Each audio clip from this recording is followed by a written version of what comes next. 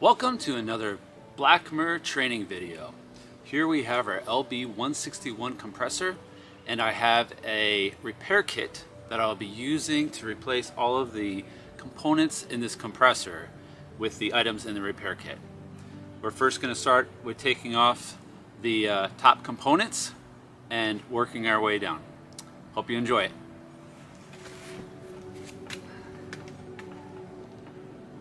First, remove the 4 valve caps using a 1 1/16 inch socket. These were set at 80 foot-pounds, so using a breaker bar may be helpful.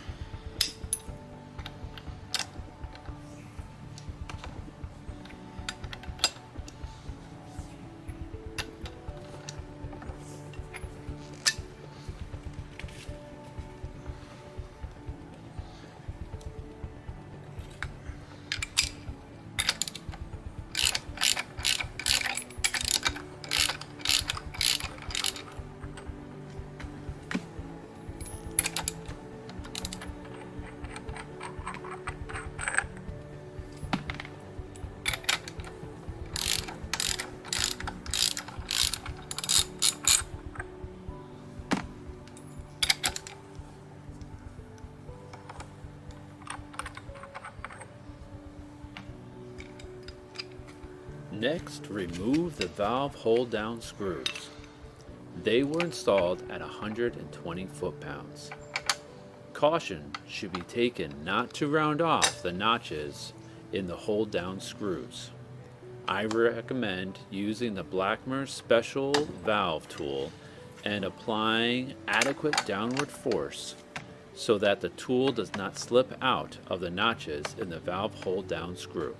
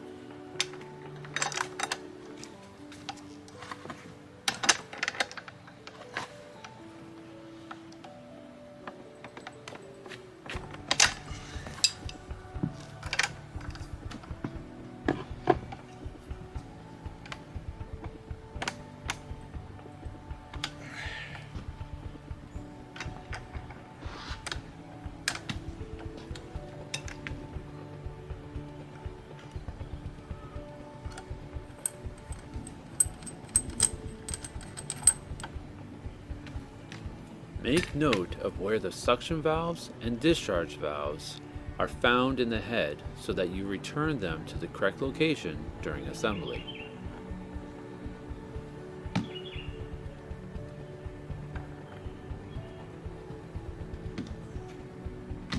Using needle nose pliers, it's now time to play operation.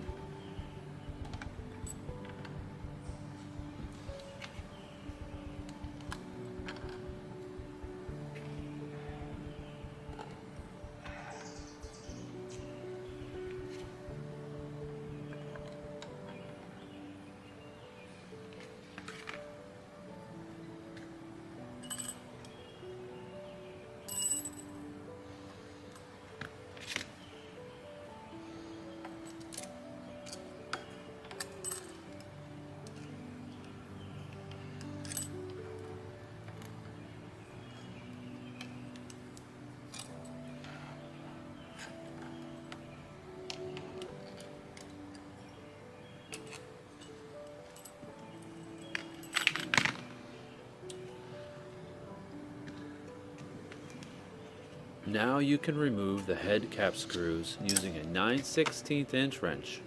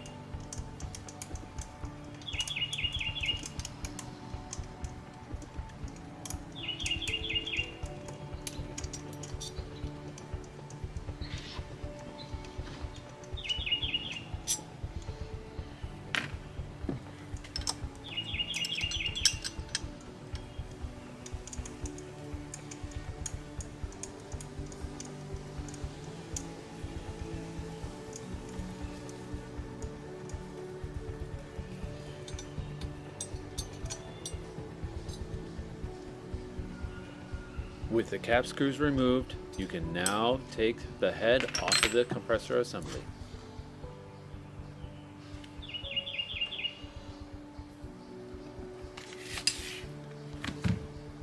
Using a pick or a small screwdriver, you can remove the O-rings found on top of the cylinder.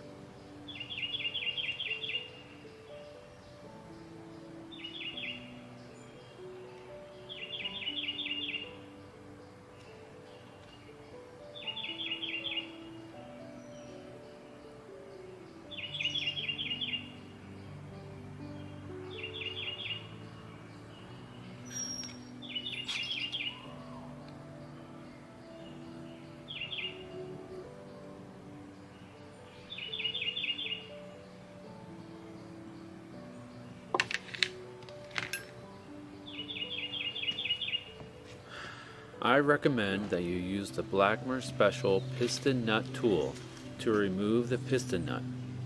Rotate the flywheel by hand to bring the piston to the top of the cylinder.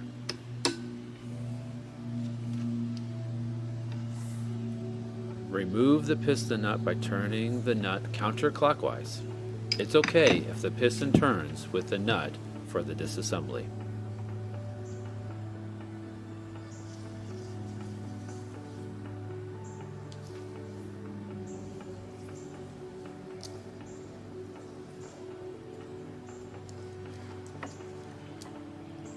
Remove the thrust washer and shims and place them with the corresponding piston.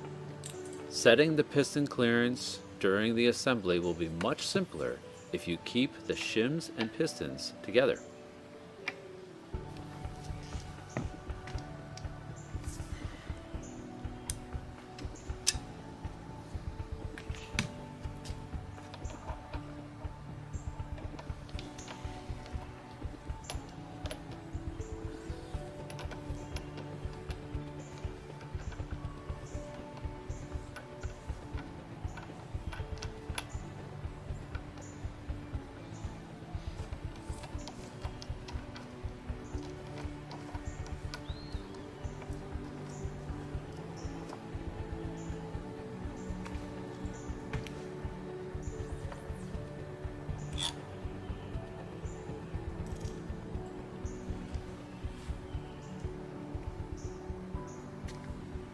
Once again, grab the 9/16 inch wrench and remove the cylinder cap screws. Once the cap screws are removed, you can lift the cylinder straight up so that the rods don't contact the inner cylinder wall.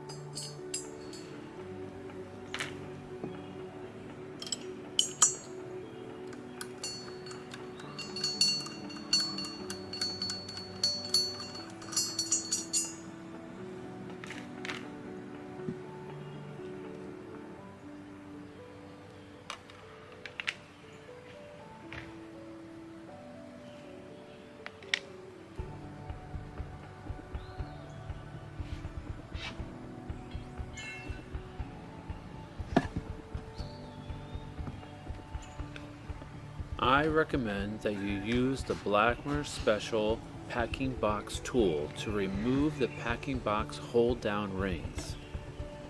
These were set at 75 foot-pounds, so the use of the breaker bar may be needed.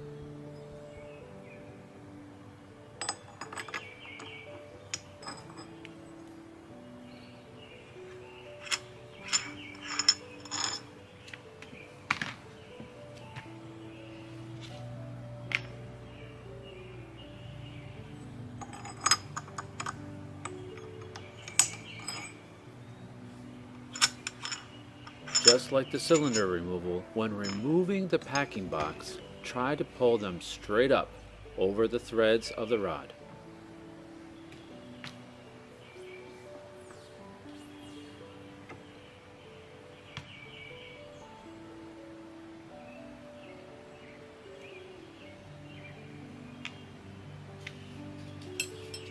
Now you can remove the crosshead guide cap screws using your 9/16 inch wrench.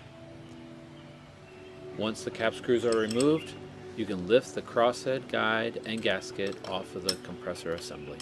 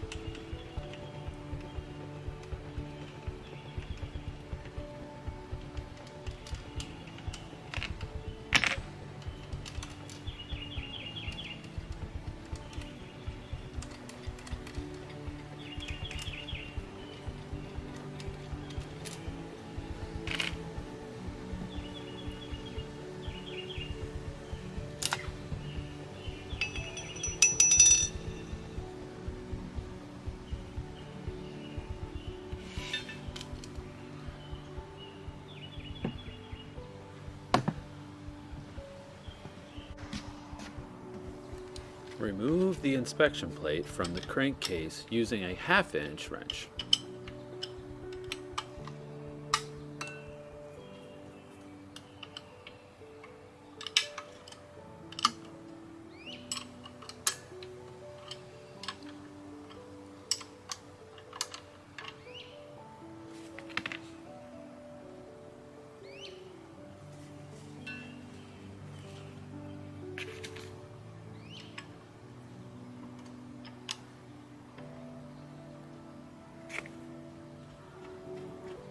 Off camera, I drained the oil in the crankcase, which was a good call, given the number of nuts and bolts I dropped in the crankcase during this video.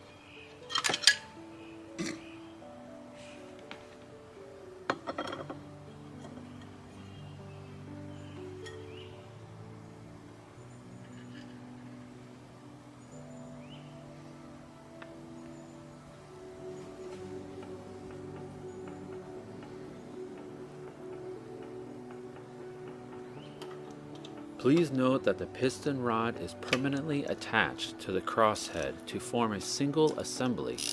Do not attempt disassembly of these parts. The connecting rod and crosshead assembly will be removed together from the crankcase. position the connecting rods so that you can reach the lock nuts. Using a 1/2 inch socket and a 3/8 inch drive ratchet, you will be able to reach the lock nuts through the crankcase opening in the side.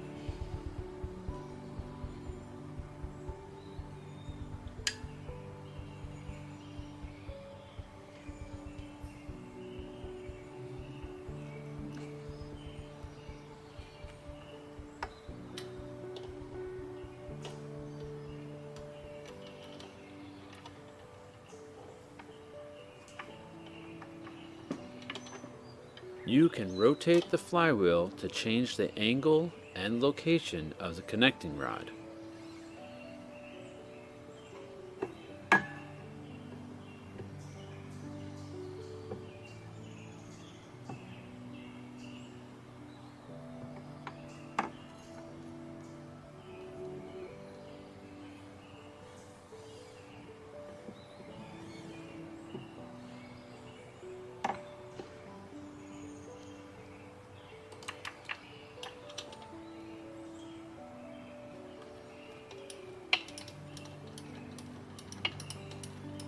As you can see, these lock nuts take forever to be removed given the space restriction.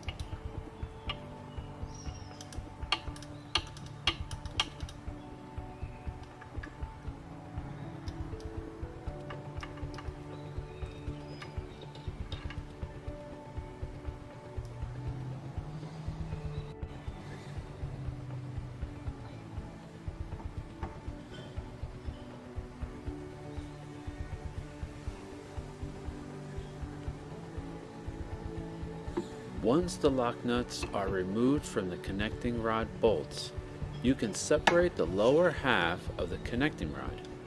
I used 1/2 inch plywood shims to separate the lower half from the connecting rod.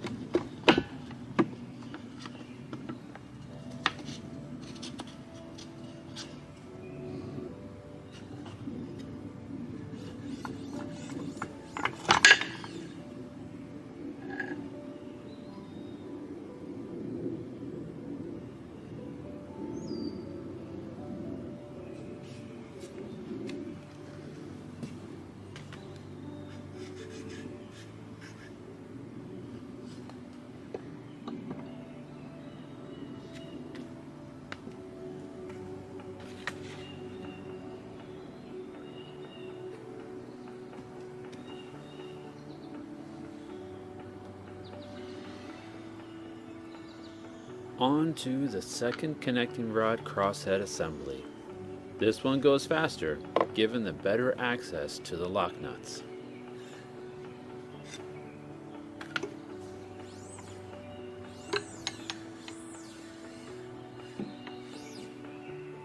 The connecting rod and the connecting rod cap are marked with a dot on one side of the casting so that they can be properly aligned when they are reassembled. The connecting rod parts are not interchangeable and must be reassembled with the same upper and lower halves.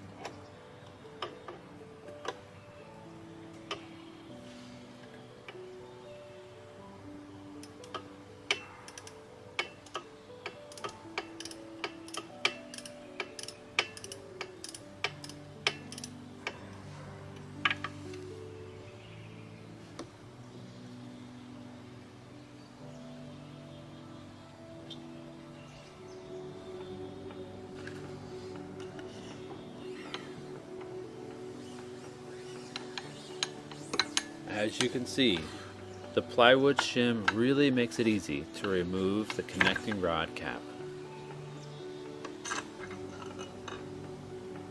Once the cap drops in the crankcase, lift the crosshead assembly and connecting rod out of the crankcase.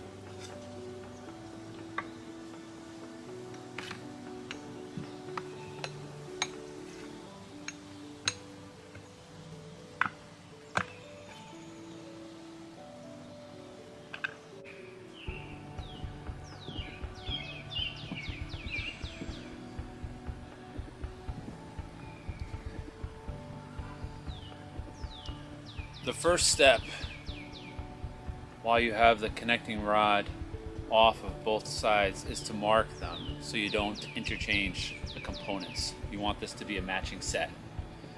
So since this came off of the west side, I'm going to put a W on this one.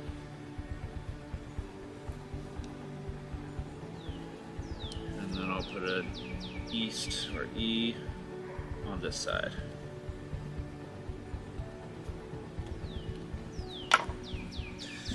Next, what we'll do is punch out the wrist pin.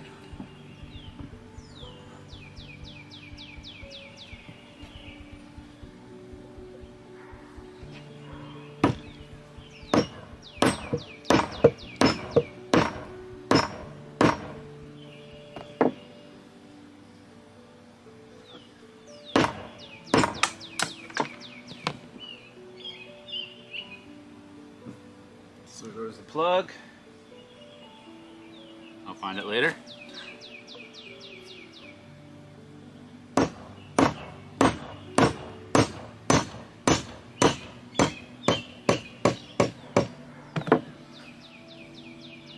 There's that plug.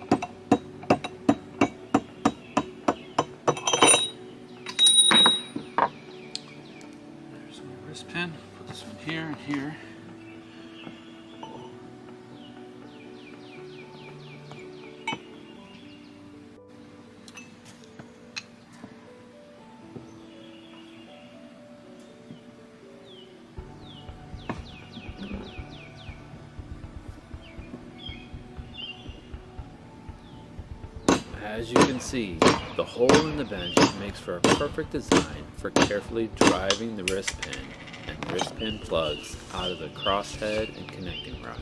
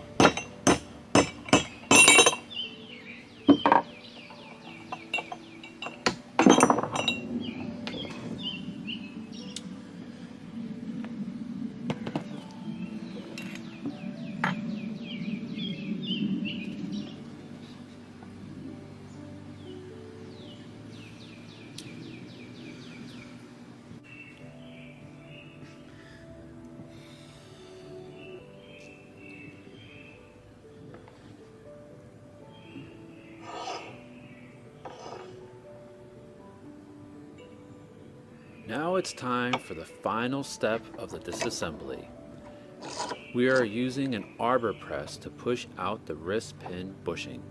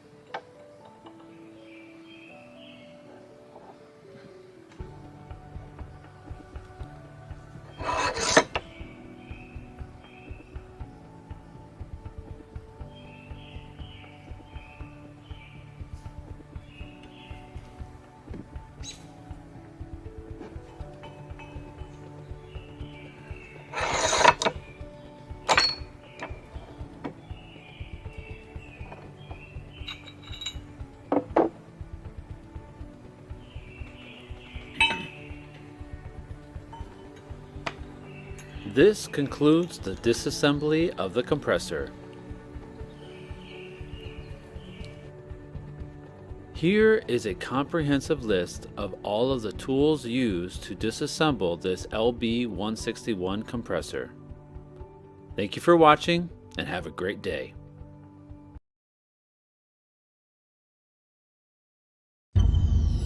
PSG, where innovation flows.